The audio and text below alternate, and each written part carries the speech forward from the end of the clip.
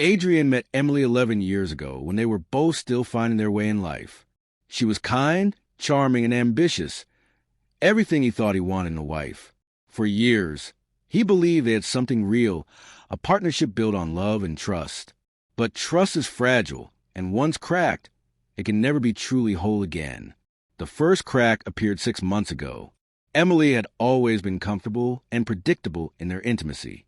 Adrian knew her moves by heart, but suddenly, things changed. She was different, not just in bed, but in her habits, appearance, and behavior. She started staying late at work more frequently, wearing new lingerie he had never seen before, and becoming secretive with her phone, even taking it into the bathroom when she showered. At first, he told himself she was just going through a phase, but it got told him otherwise. That night, he decided to test her. After an unusually passionate night together, he turned to her with a smirk and casually teased, "Wow, Emily, your bedroom skills have recently surpassed some of my ex-girlfriends. Are you getting new experience somewhere?" Her reaction was anything but normal. Her body stiffened for a fraction of a second. Her breathing changed, and then she let out a forced laugh. "Excuse me? What kind of question is that?" she scoffed, rolling onto her side. "I mean, you've been improving lately. Just wondering where you're learning all these new tricks." She became defensive. "Are you seriously accusing me of something? You're paranoid." She turned away, but not before Adrian saw it. The flicker of panic in her eyes. In that moment, he knew she was lying. He wasn't going to confront her with just a gut feeling. He needed proof. The next morning, he called Luca, an old friend and former cop turned private investigator. "Luca, I need a favor." "It's Emily, isn't it?" "Yeah, I need to know the truth." Within 48 hours, Luca had trackers on her car, access to her call logs, and surveillance in place. By the end of the week, Adrian had everything he needed. Emily wasn't just cheating. She had been cheating for months with multiple men. There were text messages, hotel receipts, even pictures of her with another man in broad daylight.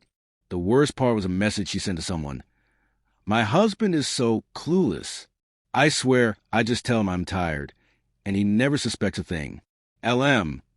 Adrian stared at that message for a long time before closing his laptop. It was time to destroy her. He didn't confront her immediately. He wanted her to think she was safe.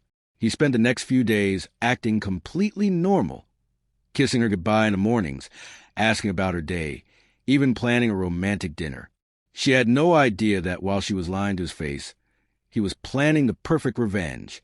On the night of their dinner, as they sipped wine, he leaned in with a smirk. "You know, Emily, I've been thinking, maybe we should document this moment. Something special for Christmas." She furrowed her brows. "What?" He pulled out his phone and slid it across the table. Frozen on the screen was a picture of her with another man, her face drained of color.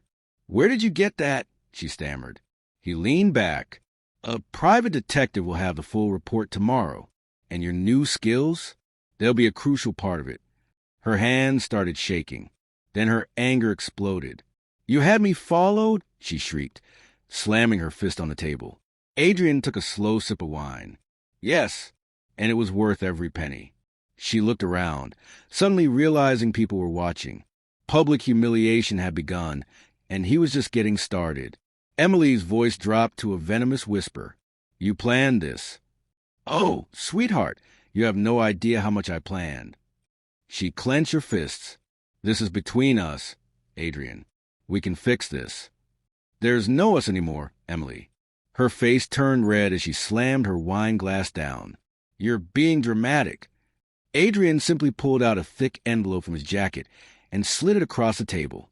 She snatched it and flipped it open. Her breath hitched when she saw the contents. Bank statements showing her spending thousands at hotels, text logs between her and her affair partners, surveillance photos of her in public with another man, and the official divorce papers already signed by him. You already filed for divorce," she whispered. He smirked. "Oh no, Emily. I filed weeks ago. You've just been too busy screwing around to notice." For the first time, he saw fear in her eyes. She hadn't expected him to fight back. She thought she was untouchable. She was so wrong. The moment he left the restaurant, the real destruction began. He had already frozen their joint accounts. She had no access to their money. He transferred the house into his name, making her homeless. He sent copies of the affair evidence to her parents, friends, and colleagues. By the next morning, the entire social circle she loved so much knew the truth. Her phone was blowing up with calls from angry family members. Mom, Emily, what the hell did you do? Best friend, you disgust me. I can't believe I defended you. Then came the professional fallout. Emily worked in high-end corporate PR, where image and trust were everything. By noon, her boss called her into the office. Emily, this is bad. He slid a folder across the desk. Inside were printed copies of her texts and the private investigator's report. We can't have this kind of scandal tied to our firm. We have to let you go.